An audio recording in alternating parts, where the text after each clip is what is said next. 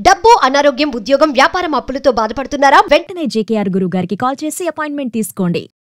నమస్తే రమ్మగారు. నమస్తే జయ. రమ్మగారు, మనము ఇంతకు ముందు కొన్ని నోవెల్స్ చెప్పుకున్నామండి. మళ్ళీ మధ్యలో కొంచెం ఆగిపోయాము కంటెంట్లో పడి.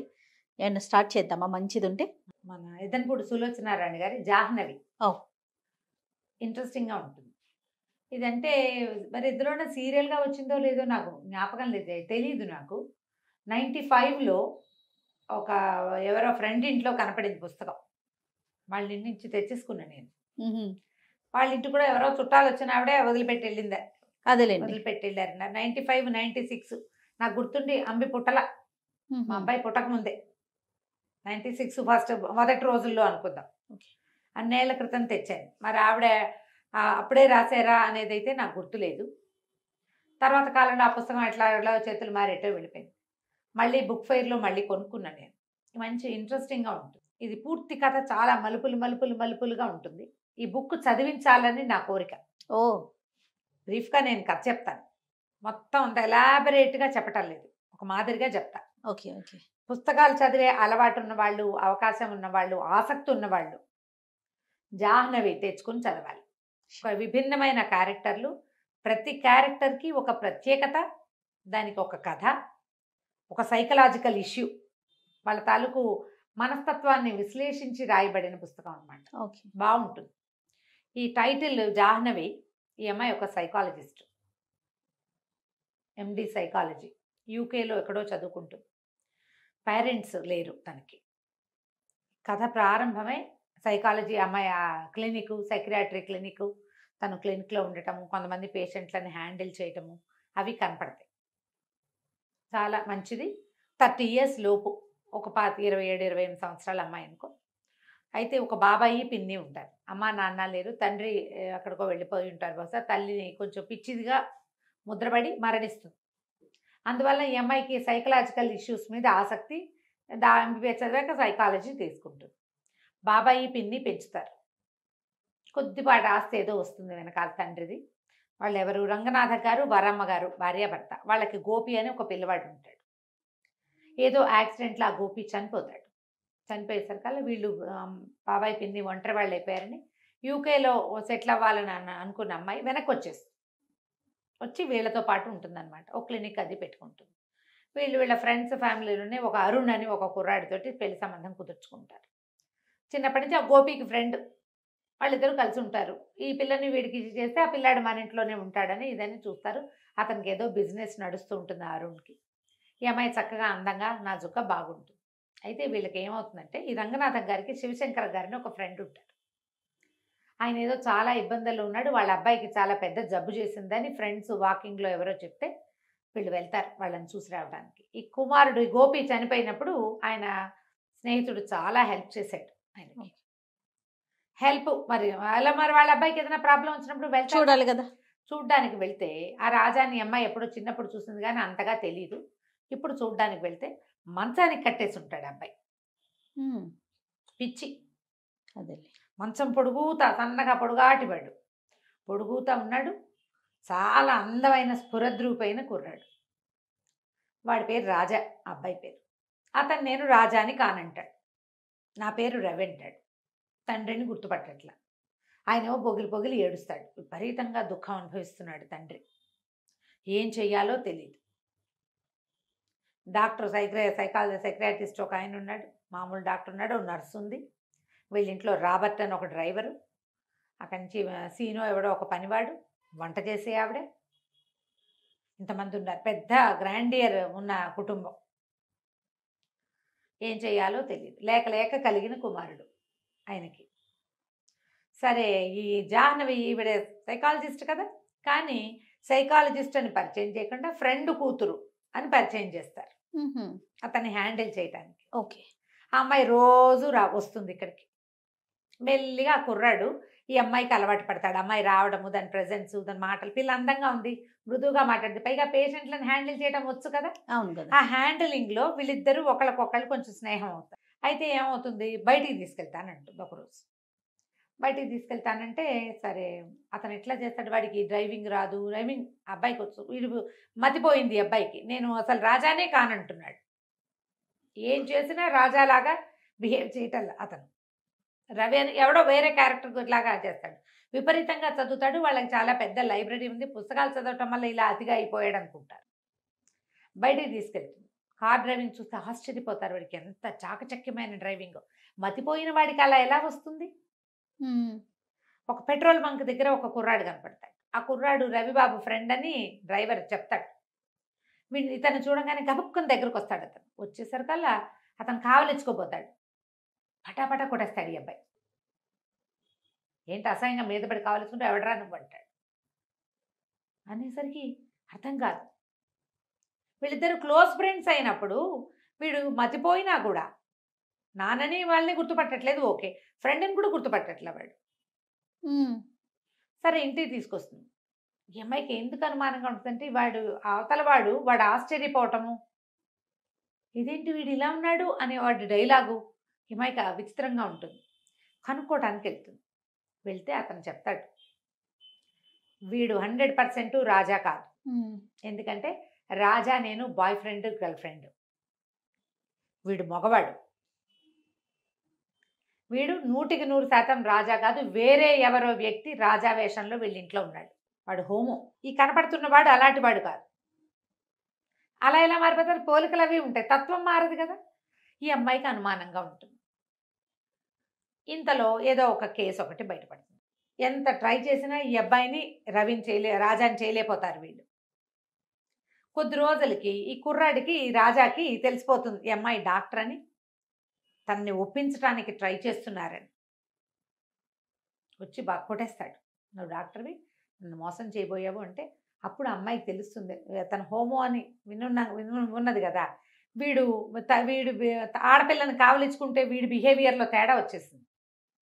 వీడు అలాంటి వాడు కాదు, గ్యారంటీగా వీడు ఇంకొకడు. నువ్వు ఎవరు ఏమిటి అని అడిగితే వాడు ఏం చెప్తాడు, నేను ఎక్కడో చిన్న కుటుంబంలో పెరిగాను, మా అమ్మ నాన్న కన్నడ వాళ్ళు, మాకు తెలుగు కూడా వచ్చు, నేను ఎవరి దగ్గర పనిచేసేవాడిని, వాళ్ళ అమ్మాయి నా మీద మనసు పడిందని అక్కడి నుంచి పారిపోయాను. ఇక వాడికి ఒక స్పెషల్ స్టోరీ ఉంది. అదేలేండి. ఇప్పుడు ఇక్కడ స్టోరీ ఏంటి, శివశంకరం గారు బాగా కోటీశ్వర్లు, వాళ్ళకి ఒకడే అబ్బాయి. వాడు ఏదో చదువుకున్నాడు, పుస్తకాలు చదువుకుంటాడు, ఫ్రెండ్స్తో కొంచెం తిరుగుతాడు, పెళ్ళి వద్దంటున్నాడు, పెళ్లి సంబంధాలు చూస్తే నాకు పెళ్ళి వద్దంటున్నాడు. వాడు రహస్య జీవితం ఉంది వాడికి ఒకటి. వీడు చూస్తే వీడికి రహస్య జీవితం లేదు, వీడిదంతా ఓపెన్ హిస్టరీ. వీడు అటువంటి వాడు కాదు. ఇంతలో ఒక హత్య నేరం ఒకటి బయటపడుతుంది. ఆ హత్య ఏమిటి, సముద్రంలో ఒక బాడీ దొరికింది. ఆ చచ్చిపోయిన వాడు థియోసాఫికల్ సొసైటీ మెంబర్ అని, వాడి పేరు రవి అని బయటపడుతుంది. ఓహో. ఇప్పుడు ఈ కథ అంతా ముగిసేసరికల్లా ఇక్కడ రాజా రూపంలో ఉన్నవాడు రాజా కాదు, వీడే రవి. అంటే వాడు చచ్చిపోయిన వాడు రాజా అనమాట. పోలికలు ఒక రకంగా ఉన్నాయి. హత్యా నేరం పడుతుంది ఈ అబ్బాయి మీద. ఇతనే చేసినట్టు పోలీసులు అరెస్ట్ చేస్తారు. అరెస్ట్ చేసేసరికల్లా వీడు తన లిస్ట్ అంతా చెప్తాడు, ఎవరెవరి ఇంట్లో తను ఎక్కడెక్కడ ఉన్నాడు. ఒక బెంగాలీ వాళ్ళ ఇంట్లో ఉన్నాడు. అక్కడి నుంచి మద్రాసు వచ్చేసాను నేను, పన్నాలాలని ఒకళ్ళ ఇంట్లో ఉన్నాను. వాళ్ళ ఇంట్లో రాత్రి పడుకున్నాను నాకు తెలిసి. తెల్లవారేసరికి వీళ్ళ ఇంట్లో ఉన్నా. నా అంతటి నేను రాలేదు, నేను ఏ హత్య చేయలేదు. అసలు వాడెవడనో నాలాగా ఉన్నవాడిని నేను చూడలా, నాకు తెలియదు అంటాడు. వాళ్ళని అందరినీ పిలుస్తారు. ఆ జితేంద్ర రాయ్ వస్తాడు, ఆయన కూతురు వస్తుంది, పన్నాలాలు వస్తాడు. ఈ అమ్మాయి సాక్ష్యం చెప్పడానికి ఈ అమ్మాయిని కూడా. ఇంతలో వీళ్ళ అమ్మాయికి పెళ్లి కుదుర్చుకు పెట్టుకున్నారు కదా అరుణ్. ఈ అమ్మాయి ఈ రవి చుట్టూతా, ఈ పిచ్చి పేషెంట్ చుట్టూతా తిరిగి వీడి ఆకర్షణలో పడుతుంది. ఇతనికే ఇంపార్టెన్స్. అది ఒక ఛాలెంజింగ్ కేసు. ఇద్దరు వేరు వ్యక్తులని తెలిసాక ఇంట్రెస్ట్ తగ్గినా కూడా అంత మటుకు వీడి చుట్టూతా తిరుగుతుంది. అదేలే. కానీ ఆ కుర్రాడి మీద ఆసక్తి ఏర్పడుతుంది. వాళ్ళతో ఒక సాన్నిహిత్యం ఏర్పడింది కదా. అతనికేమో ఈ అమ్మాయి పెళ్లి కాదనేలాగా ఉందని ఇష్టం వచ్చేస్తుంది. కొట్టుకుంటూ ఉంటారు, పోట్లాడుకుంటూ ఉంటారు. పిన్ని బాబాయికి ఏమో ఎట్లాగైనా ఈ పిల్లని అరుణ్కే ఇచ్చి చేయాలని ఉంటుంది, తమ కొడుకు స్నేహితుడు కాబట్టి. ఈ అమ్మాయికి ఈ రాజా రవి ఇద్దరు క్యారెక్టర్లలో ఒకడు ఉన్నాడుగా, వాడి ఆసక్తి ఉంటుంది. సరే, మొత్తానికి పోలీస్ కేసు. ఈ అమ్మాయిని కోర్టుకి సాక్ష్యానికి పిలుస్తారు. పిలిచేసరికల్లా వీడికి పెద్దగా చదువుని వాడు కూడా కాదు రవి అన్నవాడు. పెద్ద చదువు లేదు, కానీ పెద్ద సొసైటీలో ఉండటం వల్ల అతనికి మంచి ఇంగ్లీషు, ఈ థియోసాఫికల్ సొసైటీలో తిరగటం వల్ల చక్కటి భాష, మంచి వ్యక్తీకరణ, భావ వ్యక్తీకరణ వచ్చింది. ఈవిడ చూస్తే ఎండి. పోలీస్ కేసులు చెప్తుంది. మొదటి నుంచి అతను నేను రాజాని కాననే చెప్పాడు. రాజాగా తను ప్రూవ్ చేసుకోవడానికి ఏమీ చేయలే ఒక్కసారి కూడా. రైట్ ఫ్రమ్ ద బిగినింగ్ నేను కలిసిన రోజు నుంచి ట్రీట్మెంట్ చివరి దాకా కూడా నేను రాజాని కాను. వాళ్ళు బట్టలు కుట్టిస్తే బట్టలు వేసుకుంటాడు, మంచి బట్టలు కుట్టిపెడతారు. ఎందుకంటే వాళ్ళిద్దరు ఒకే సైజు పిల్లలు. అదే వాడి బట్టలు ఉన్నాయి దేహేస్తారు, కొత్త బట్టలు వేసుకుని చక్కగా వాళ్ళతో బాగానే ఉంటాడు. కానీ ఆయన నాన్న గిన్న అండు, ఒప్పుకోడు. ఈ అమ్మాయి ఏం చెప్తుంటే మధ్యలో వీళ్ళిద్దరు సన్నిహితం అయినప్పుడు నువ్వు వాళ్ళతో ఒప్పుకుంటే అసలు ఇది విషయం ఏంటో మనకు అర్థం అవుతుందని చెప్తుంది. కొంచెం అంతకుముందు చిరతపులిలాగా పోరాటానికి దిగేవాడు కొంచెం తగ్గించుకుంటాడు. ఈ రెండో రోజున ఏమవుతుంది, మొదటి రోజు తను వెళ్ళి సాక్ష్యం చెప్తుంది. అతను వచ్చినా సరే అతనితో మాట్లాడుతుంది. ఎందుకంటే వాడు మంచి చరిత్ర ఉన్నవాడు కాదు, గత చరిత్ర. ఈ అరుణ్తో కలిసి వచ్చేసి నువ్వు ఆశ్చర్యపోతాడు, తనతో అంత స్నేహంగా ఉన్న అమ్మాయి ఇట్లా వదిలేసింది అని. ఇంటికి వచ్చేసాక మర్నాడు లాయర్ ఫోన్ చేస్తాడు, నువ్వు ఇవాళ రావాల్సింది, పన్నాలాలు మొత్తం కేసు అంతా తిప్పేశాడు. శివశంకరం గారి దగ్గర ఉన్న రాబర్ట్ అనే డ్రైవర్ ఉన్నాడు కదా, అతను ఇందులో ఇన్వాల్వ్ అయి ఉన్నాడు. అతను సాక్ష్యం ఏం చెప్పాడంటే, పన్నాలాలు చెప్పాడు ముందు, మా ఇంటికి వచ్చాడు రాబర్ట్ అనే ఒక అతను, మా అక్కయ్య కొడుకు అచ్చు ఇలాగే ఉంటాడని చెప్పాడు. మా ఇంట్లో ఉన్న రవిని చూసి ఆ రాజా ఫోటో కూడా చూపించాడు. వాళ్ళే ఏదో చేసి ఉంటారు, ఇప్పుడు రాబర్ట్ ఎవరు అని వెతికి ఆ రాబర్ట్ ఫోటో చూపిస్తే వీడే మా ఇంటికి వచ్చిన వాడు అని గుర్తుపట్టాడు.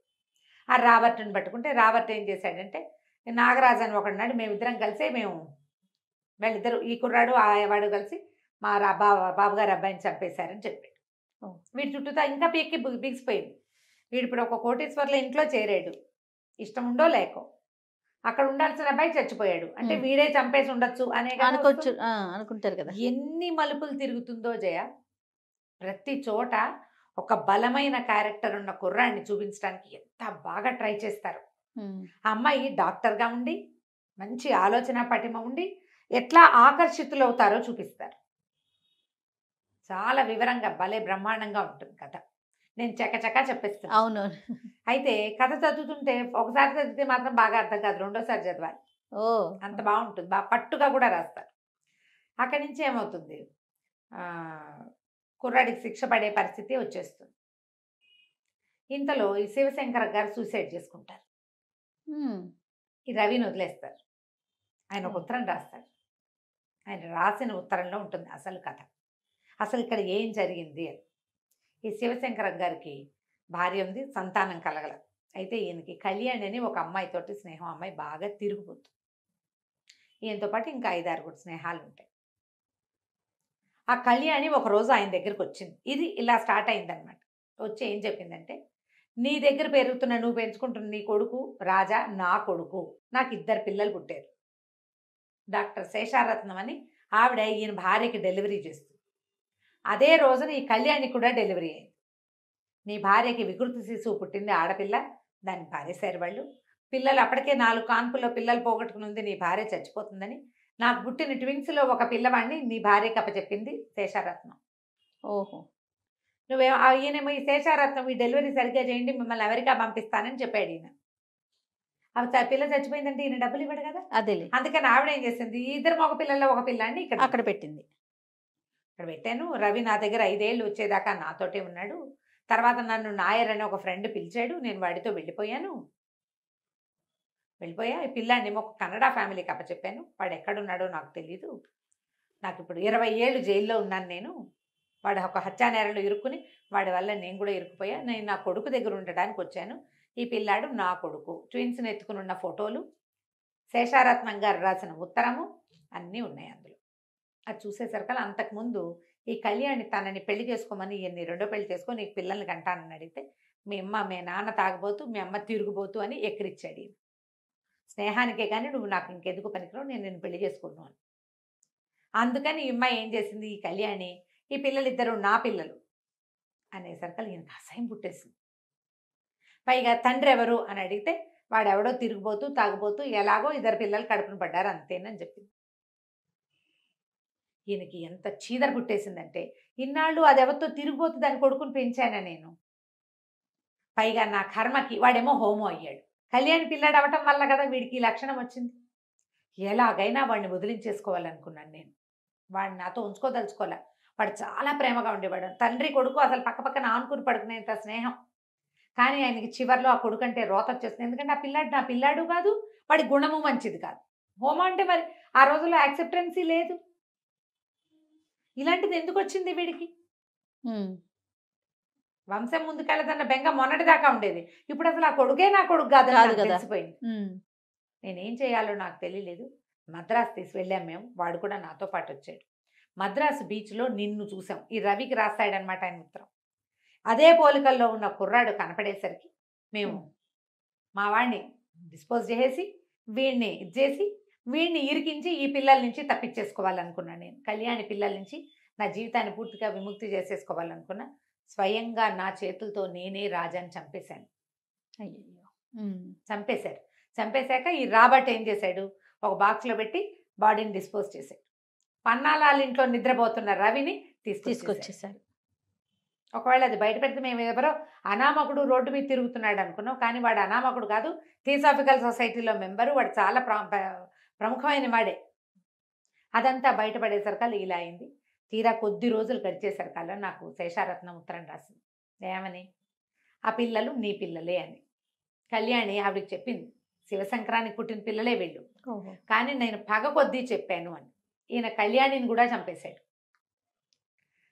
మందులో నిద్ర మాత్రలు కల్పిస్తే ఇక్కడ తాగేసి ఇంటికి వెళ్ళి చచ్చిపోయింది. మంది ఎక్కువై చచ్చిపోయింది అనుకున్నారు. ఆ ఫోటోలు ఉత్తరాలు అన్నీ వెళ్ళి రాబర్ట్ వెళ్ళి కనెక్ట్ చేసుకొచ్చి మొత్తం ఫోటోలన్నీ తగలబెట్టేశారు. సాక్ష్యాలు లేవు. నేను ఒక్కడనే సాక్ష్యం. నా చేత్తో నేను పెంచిన నా కన్న కొడుకుని నేనే చంపేశాను. నిన్ను తీసుకొచ్చి ఈ నరకంలో పెట్టాను. ఇప్పుడు నువ్వు మొహం కూడా చూడని నీ కవల సోదరుని నువ్వే చంపినట్టుగా అయిపోయింది. నేను సమాజానికి మొహం చూపించలేను. నేను ఇన్ని రోజులు ఏడుస్తుండేవాడు ఆయన. ఎందుకంటే కొడుకుని చంపేసుకున్న కష్టం. ఈ రెండో పిల్లాడు తన పిల్లాడే, కానీ వాడు యాక్సెప్ట్ చేయడు. ఈ దుఃఖంతో నలిగిపోయాను. ఇంకా ఈ శిక్ష నీకు వెయ్యను, నేనే చచ్చిపోతున్నానని ఆయన ఉత్తరం రాసి ఒకటి కాపీ టు జడ్జి గారికి ఒకటి పంపించి, పోలీస్ స్టేషన్ కూడా పంపించి, మూడో కాగితం కొడుకు పంపిస్తాడు. ఆ ఉత్తరం అప్పచెప్తాడు ఈ జాహ్నవికి, డాక్టర్కి. ఉత్తరం అంతా చూసి ఆశ్చర్యపోతుంది. మనుషులు ఎంత వింతగా ఉంటారు. అంతే కదా. ఆయన తాగుబోతూ తిరిగిపోతూ అయిన కళ్యాణిని నమ్మాడు. తన 27 ఏళ్ల పెంపకాన్ని నమ్మలేకపోయాడు. అవును. హోమో అయితే తన కొడుకు కాకుండా పోతాడా? వాడికి ఏదో ఒక లక్షణం ఏర్పడింది. దానికి ఎవరు ఏం చేయలేరు కదా. తన కొడుకే కదా. అంతేగా. తన పిల్లాడు కాకపోతే పెంచుకున్న పిల్లాడిని ఉంచుకోరు. రక్తం మీద అంత నమ్మకం ఏమిటి? ఎంత తెలివి తక్కువ పని. చివరికి కొడుకుని తనే పొడిచి చంపేసి వాడు ఆశ్చర్యపోయాడు. రాస్తాడనమాట వాడి మొహంలో దెబ్బతిన్నప్పుడు, డాడీ నువ్వు నన్ను ఎందుకు చంపుతున్నావు అన్న వాడి ప్రశ్నలు నిండిన వాడి మొహాన్ని చచ్చేదాకా మర్చిపోలేకపోయాను నేను. ఓ చెంపకాయ కొడితేనే పిల్లలు మనకేసి ప్రశ్నిస్తారు, మన మొహం చూస్తారు. ఆ మొహం మర్చిపోగలమా? ఈ దుఃఖంతో ఈ ఉత్తరం రాసేస్తాడు ఆయన. దాంతో వదిలేస్తారు. ఆస్తంతా ఈ అబ్బాయి పేరు మీదకి ట్రాన్స్ఫర్ అయిపోతుంది. ఆయన రాసేస్తాడు మొత్తం ఆస్తంతా. తర్వాత ఇతను వచ్చి ఫీజు ఇస్తాడు జాహ్నవికి. నువ్వు నన్ను ట్రీట్ చేసినందుకు 1000 రూపాయలు రాసి ఇస్తాడు. ఇచ్చేసరికల్లా ఇంతేనా అని అడుగుతుంది. ఇంతేనా, 1000 రూపాయలేనా నా ఫీజు అంటే, నేను మరి నా దగ్గర ఇంతే ఉంది, సంపాదించాక మిగిలిన ఫీజు ఇస్తానంటాడు. ఆ కోట్లు ఉన్నాయి మీ నాన్న ఇచ్చినవంటే నాకు అవేం వద్దు, నేను అవి తీసుకోను. పిల్లలకి డబ్బు ఎప్పుడు కావాలి? పెంపకం కావాలి. ఇప్పుడు ఎందుకు నాకు డబ్బు? నేను సంపాదించుకోగలను కదా. చిన్నతనంలో నాకు అవసరం. మా అమ్మ మా నాన్న ఇద్దరు నన్ను వదిలేశారు. ఆవిడెవరు 5 ఏళ్ళు పెంచి ఎవరి దగ్గర వదిలేసింది. వాళ్ళు కొన్ని రోజులు ఉంచుకుని వాళ్ళు వదిలేశారు. గాలికి ధూళికి పెరిగాను నేను. ఈయన దగ్గరికి వస్తే ఈయన ఎంతసేపు రాజా రాజా అన్నాడు, కానీ నన్ను రెవెన్లేదు మా నాన్న. తలకొరివి పెట్టే ఆయనకు పుట్టినందుకు. అంతే. చివరి రోజుల్లో అయినా నన్ను దగ్గర ఉంచుకున్నాడు, బట్టలు కుట్టించాడు, అన్నీ చూశాడు. కానీ నన్ను రాజాని చేయడానికి ట్రై చేశాడు రవి నుంచి. నువ్వు కూడా అమెరికా వెళ్తున్నావు కదా, కంగ్రాచులేషన్స్, అరుణ్ తోటి అమ్మాయి పెళ్ళి అనుకుంటాడు. సరే రేపు 2-3 రోజుల్లో అమెరికా ఎక్కడికో వెళ్ళబోతోంది, ఫారిన్. సరే అందరూ ఎయిర్పోర్ట్కి వెళ్తారు. చాలామంది వస్తారు ఈ అమ్మాయిని సీ ఆఫ్ చేయడానికి. ఇతను కూడా ఆగ మేఘాల మీద పరిగెత్తుకొస్తాడు ఈ రవి. పువ్వులు గుర్తిస్తాడు, బాన్ వాయేజ్ అని రాస్తాడు దాని మీద. ఫ్లైట్ వెళ్ళిపోతుంది. ఈ అమ్మాయి ఎయిర్పోర్ట్ నుంచి బయటకు వస్తుంది. ఆ బయట కారులో కూర్చుని ఉంటాడు ఇతను. నిర్ఘాంతపోతాడు. నువ్వు ఎందుకు వచ్చావు, వెనక్కి వచ్చావు ఏమిటంటే, నేను అసలు వెళ్ళటమే లేదు, అరుణ్ని సీ ఆఫ్ చేయడానికి వచ్చాను. మరి పెళ్లి చేసుకోమంటాడు. పెళ్లి చేసుకోను, నేను పిచ్చి అబ్బాయిని ప్రేమించాను, అబ్బాయి ఏమో నన్ను వదిలిపెట్టి వెళ్ళిపోతానంటున్నాడు. అరుణ్కి నాకు ఎప్పుడు పొసగలేదు ముందు నుంచి. ఇప్పుడు పొసిగేలా కనపడలేదు అంటే కావలించుకుంటాడు. నాకు ఎవ్వరు లేరు, నువ్వు ఒక్కదానివే నాతోటి ఉన్నావు. పిచ్చిగా ఉన్నప్పుడు కూడా మిగిలిన వాళ్ళంతా అతన్ని మార్చడానికి ట్రై చేశారు. ఈ అమ్మాయి ఒక్కతే అతని మాట నమ్మిందనమాట. ఎప్పుడైతే ఇతను వాడు కాదు అని అంటే వాళ్ళ రాజా గురించి ఉన్న లక్షణాలన్నీ వింటుంటే ఈ మనిషి వేరు అని తెలుసు అని మొదటి రోజు నుంచి ఆ అమ్మాయికి తెలిసిపోయింది. ఇక ఇద్దరు కలిసి ఉంటారు, పెళ్లి చేసుకుంటారు. జాహ్నవి చాలా బాగుంటుంది. ఆ అమ్మాయి క్యారెక్టరు, శివశంకరం గారి క్యారెక్టరు, అరుణ్ క్యారెక్టరు. ఈ రోజుల్లో మగపిల్లలు ఎలా అమ్మాయిలను తన చుట్టూ తిప్పుకోవాలనుకుంటారు. అమ్మాయికి ఒక ప్రొఫెషన్ ఉంది, ఒక అంబిషన్ ఉంది, అవే ఉండవు. ఆడపిల్లలాగా తన వెనకాల తిరగాలనుకుంటాడు. ఈ రాజా రవి 2 క్యారెక్టర్లు. రవి క్యారెక్టర్ దేనికదేనండి, దేనికదే ప్రతి క్యారెక్టర్ని ఎస్టాబ్లిష్ చేస్తారు వివరంగా. పూర్తిగా వాళ్ళ మనస్తత్వాన్ని కాచి వడబోసి ఒక క్యారెక్టర్, దాని లక్షణం, దాని తీరు, ఒక్కసారి కూడా ఆ క్యారెక్టర్ని దాటి ప్రవర్తించకుండా పాత్రల తాలూకు సంభాషణ. ఈ అమ్మాయి క్యారెక్టర్ ఎక్సలెంట్గా ఉంటుంది, చాలా బాగుంటుంది. అమ్మాయి వాళ్ళ అమ్మ పిచ్చిదై చనిపోతుంది. కొడుకుని పోగొట్టుకున్న వరమ్మ గారు వీళ్ళ పిన్ని, ఆవిడ దుఃఖము అవన్నీ అమ్మాయికి అర్థమవుతుంటాయి. అలాగే ఇప్పుడు తన ఒరిజినాలిటీని కోల్పోయిన ఈ రవి క్యారెక్టర్ అమ్మాయికి అర్థమవుతుంది. ఓకే, తను ఎట్లా ట్రీట్ చేసింది ఇతన్ని, అతనితో ఎట్లా మాట్లాడి కన్విన్స్ చేసిందో. కొన్ని సంభాషణలు అయితే ఎక్సలెంట్గా ఉంటాయి. కథ ఇంతే. దొరికితే పుస్తకం కొనుక్కొని చదవండి. ఈ జాహ్నవి తప్పకుండా సూపర్గా ఉంటుంది. కథ కూడా ఇంత ఇంట్రెస్టింగ్గా ఉంది. అవును, అసలు ఈ తండ్రి చంపేసి ఉంటాడని ఊహించాలి. అసలు ట్విస్టుల మీద ట్విస్టులు. చాలా బాగుంది. నమస్తే. నమస్తే.